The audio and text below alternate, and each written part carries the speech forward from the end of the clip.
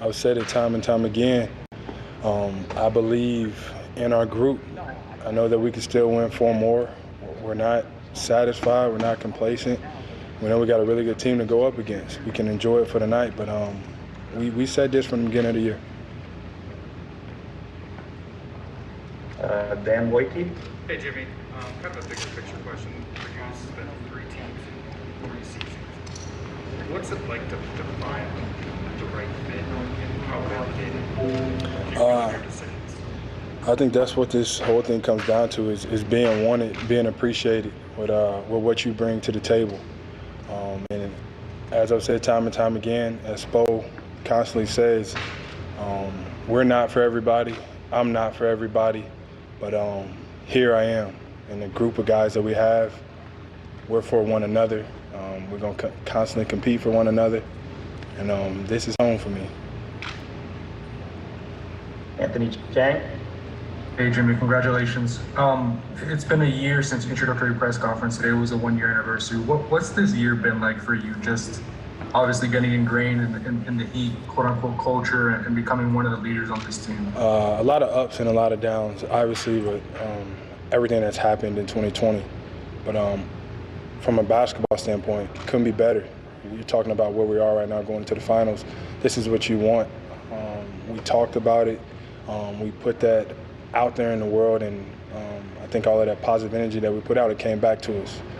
We believed when not too many didn't, but that's okay. So we're going to keep believing and get these next 4. And Bam took all the blame after the loss a few days ago. For him to come out like this, what does it say about kind of the player he's becoming? That's what stars do. They find a way to win. They impact winning. He's done it all year long, along with so many other guys. It's like I say, any other game, you never know who it's going to be on any given night because you can't key in on one guy. We have so much trust in each other. We damn sure have a lot of trust in Bam. And Bam made sure that we won the game tonight. Tim Reynolds. Jimmy, forgive me if you were asked this, but Spo came in and told a story about the night for your time. And he said you didn't even wait for their sales pitch. You just interrupted Pat and Spo and said, I'm in. Can you take us through your version of that night and how it went down? That's basically what it was. Spo and Coach Pat knew what they was doing. They was blasting my guy Dermot Kennedy whenever we walked in, and I was like, I'm home. Like, it's easy. Obviously, D-Wade told me about it. I wanted parts of that, the work, the culture, the word that everybody uses. I know they're all tired of hearing it, but it's real. And more than anything, they wanted me to be here. They told me, like, yo, you're the guy that we want. We're coming after you. And it's like, say no more. To be wanted, that's what anybody wants in the world, not just basketball. So I'm happy to be home. Jeff Zilgett. Jimmy, not many 5 seeds make the NBA Finals, so I want to know, do you view yourself or your team as a 5 seed? And then what did it take to, regardless of a neutral site, you're going to be the team that was seeded higher than the 3 consecutive series? How were you able to do that? Together. That's how we were able to do it. I don't look at 5 seed or 1 seed. It's all about who's playing the best basketball at the right time. I feel like we're still yet to play our absolute best basketball, but we're on the way. We realize what we have to do moving forward. So I have to be damn near perfect to beat the Lakers. We're capable of it, but we're not worried about no 5 seed, no 1 seed. We're going to worry about us and be the best Miami Heat team that we can be. Dave McMenamin. Jimmy, what's your impression of Pat Riley at this stage of his career as you've gotten to know him over the last year, and how does he have a stamp or an effect on your guys' group? He wants to win at everything. He's so much like everybody on this roster, and I'm sure he takes the losses just as hard as we do. You can tell that he's just as excited as we are whenever we win. And those are the people that you fight for. You run through a wall for, because he's in it with you. Every practice, he's sitting over there on the side, coaching a little bit while Spo is out there too. But he put this together. He knew what he was doing. He believed in it from day one. And whenever you got that, you can do something special. Nick Friedel. Jimmy, congrats, man. You've gone against LeBron for a lot of years, and I know it's never about one guy when you're trying to defend him because you've got the group. What are the keys that you picked up over time that you can use now moving forward in this series? The main key, and it's been like this for a very long time, if you want to win, you're going to have to go through a LeBron James-led team. At the end of the day, that's what it normally comes down to. And that's what we got to focus in on. Obviously, you can't just focus in on him because he has so many really good players around him. But you're going to get the same test over and over again until you pass it. And that test is LeBron James. Brendan Tobin.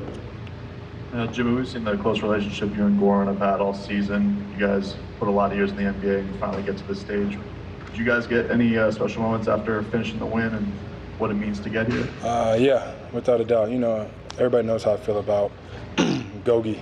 But I always tell him all the time I really, really, really appreciate him. But his brother Zoki, that's probably my favorite Dragic.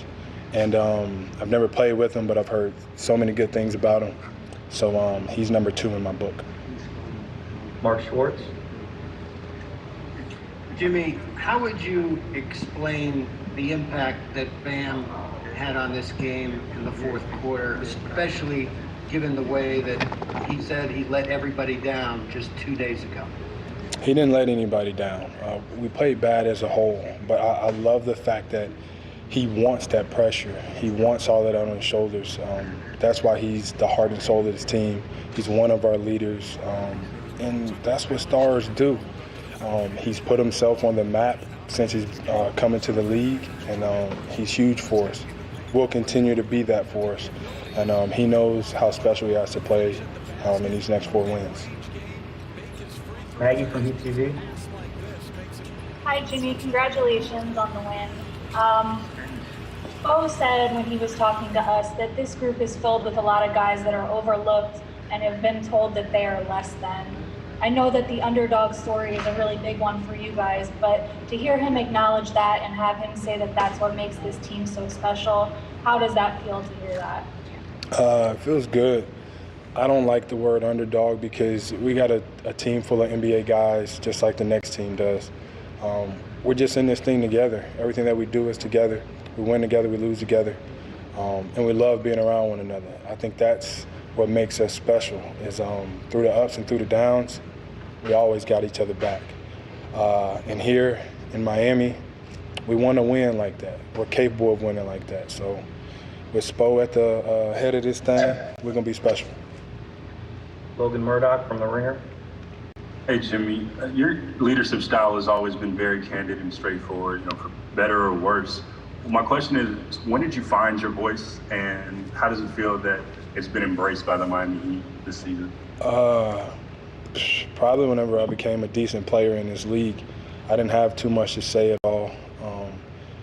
Whenever I was first coming out of college, I didn't think that my 0.2 points per game would be the difference in winning or losing. But maybe 20 points per game might be. And I always just wanted to win, do whatever it took to win. Did that here now, but here we could tell people how it is right then, right there, and move on from it. Nobody's taking it personal because we all got the same agenda. It's not for stats, it's not for fame, it's not for none of that. It's to win it. It's to win a championship. So my leadership style, it works here. Michael Rosenberg.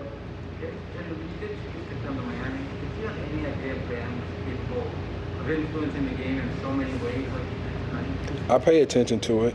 I pay attention to a lot of guys that are to just play hard because whether you want to admit it or not, that's a talent. It's hard to play hard for 48 minutes. And I knew that he was going to be key in what we were trying to do, and you're talking to Coach Pat, you're talking to Coach Spo, and they're saying what he can do. But then whenever you actually get out there with him, it's so different because, he really can do it better than anybody can say that he can.